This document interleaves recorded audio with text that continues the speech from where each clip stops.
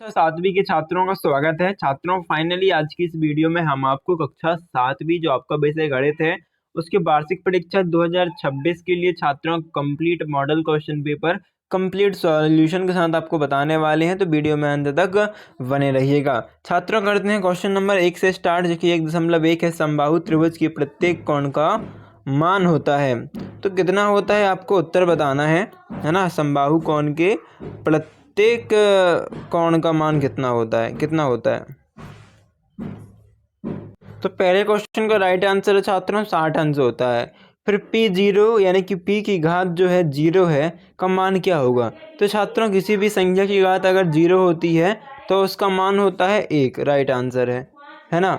अगला जो क्वेश्चन है आपका 2x बराबर 4 है, तो x का मान क्या होगा। तो x बराबर 4 बटा 2 हो जाएगा, यानी कि 2 दूनी 4, x बराबर 2 आपका राइट उत्तर हो जाएगा। फिर समकोण त्रिभुज के अंतःकोणों का योग कितना होता है। तो समकोण त्रिभुज के अंतःकोणों का योग छात्रों 180 अंश से होता है। फिर है आपका अगला क्वेश्चन 27 की घात 8 है, भागित करना है आपको 27 की घात कितने से, 2 से। तो छात्रों, जो गुणा में हमने देखा था अगर सेम संख्या होती है तो घात जुड़ जाती है, पर भाग में यदि संख्या दोनों सेम होती हैं तो घात क्या है, घट जाती हैं। तो 27 की घात 8 माइनस 2 यानी कि 27 की घात आपका 6 राइट आंसर हो जाएगा। अगला जो क्वेश्चन है 40 के पूरक कोण का मान क्या होगा। तो पूरक कोण का मान होता है आपका 90, और 90 में से 40 जाएगा तो राइट आंसर 50 हो जाएगा। फिर अगला क्वेश्चन है आपको रिक्त स्थानों की पूर्ति कीजिए में कि समद्विबाहु त्रिभुज के सम्मुख कोण खालिस्तान होते हैं। तो समबाहु त्रिभुज के सम्मुख कोण छात्रों बराबर होते हैं। क्या होते हैं, बराबर होते हैं। चतुर्भुज के चारों अंतःकोणों का योग कितना होता है। तो 360 अंश होता है। अगला क्वेश्चन है चतुर्भुज के विकर्ण होते हैं। तो चतुर्भुज के छात्रों आपके 2 विकर्ण होते हैं। कितने विकर्ण होते हैं, 2 विकर्ण होते हैं। फिर 5 3 2 2 3 3 4 3 5 3 का बहुलक क्या है। तो छात्रों, हमने आपको बताया था बहुलक क्या होता है। बहुलक आपकी वह संख्या होती है जो सबसे ज़्यादा बार आए। तो यहाँ पर 3 सबसे ज़्यादा बार आया है, इस कारण यहाँ पर 3 बहुलक है। वर्ग का क्षेत्रफल क्या होता है। तो छात्रों, भुजा गुणित भुजा आपका राइट आंसर है, भुजा गुणित भुजा। इसके बाद जो नेक्स्ट क्वेश्चन है विक्रय मूल्य बराबर क्रय मूल्य प्लस क्या होता, माइनस लिखा है ना, क्रय मूल्य माइनस क्या होगा। तो विक्रय मूल्य बराबर क्रय मूल्य प्लस लाभ होता है, प्लस यहाँ पर लाभ लिख देंगे, प्लस लाभ। फिर है आयत में सममित का अक्ष खालिस्तान होते हैं। तो आयत में सममित अक्ष 4 होते हैं, और 7/4 और -3/2 का मान ज्ञात करोगे आप, तो आपका 1/4 उत्तर आएगा। ठीक है, लघुत्तम 4 आएगा और 7 में से 6 बचा, तो 1/4 आपका राइट आंसर हो जाएगा। अगला क्वेश्चन दशमलव का गुणा कीजिए। तो इन दोनों का दशमलव का गुणा करना है, तो आपका आंसर क्या आ जाएगा। 1.15 क्वेश्चन में 0.0001 आपका राइट आंसर है। ओके, ये आपका 1.15 का आंसर हो गया।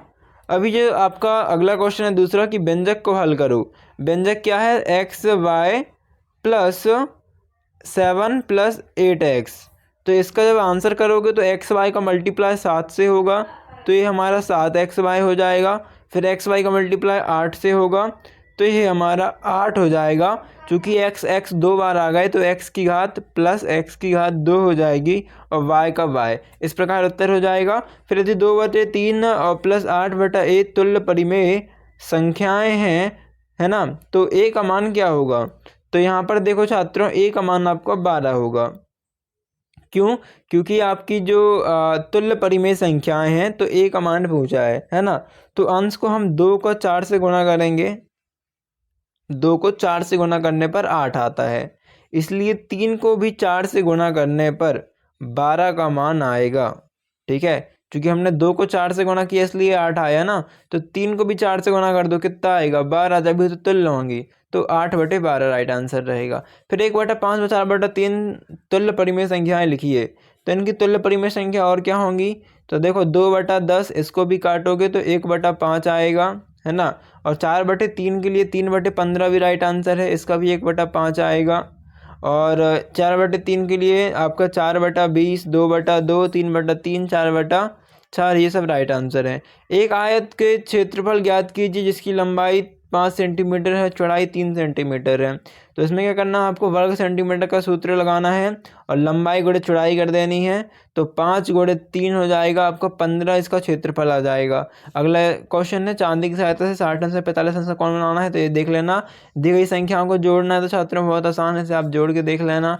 अगला क्वेश्चन है, किसी वस्तु को 900 में खरीदा गया है, वस्तु को कितना में बेचा जाए तो 15% लाभ हमें उसका मिल जाए, है ना। ये क्वेश्चन है तो बहुत आसान है। इसमें हमारा क्रय मूल्य कितना है 900, लाभ प्रतिशत कितना याद करना है 15। तो कुल लाभ बराबर क्या हो जाएगा, आपका लाभ बराबर हो जाएगा 900 गुणित 15/100। तो 2 जीरो यहाँ से कट जाएंगे और आपका 9 से यहाँ पर 15 का गुणा कर दोगे आप, तो टोटल आपका 900 और प्लस 135 आ जाएगा, यानी कि आपका 1035 राइट आंसर हो जाएगा, है ना। अगला जो क्वेश्चन है आपका वो क्या है कि आंकड़े 8, 5, x, 6, 10, 5 का माध्य 7 है, तो x का मान ज्ञात कीजिए। ये वाला क्वेश्चन का आंसर आपको नेक्स्ट वीडियो में बताएंगे। बाकी सारे क्वेश्चन के भी क्वेश्चन देख लो। 10th question, then 11th question आपका, 12th 13वां क्वेश्चन की नम्रता के पिता की आयु नम्रता की आयु की 3 गुनी है। यदि उन दोनों की आयु का योग 48 वर्ष है तो इन दोनों की आयु ज्ञात करो।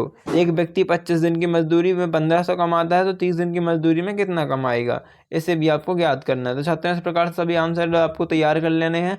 मिलते हैं अगली वीडियो पर, जब तक के लिए thanks for watching, like share subscribe.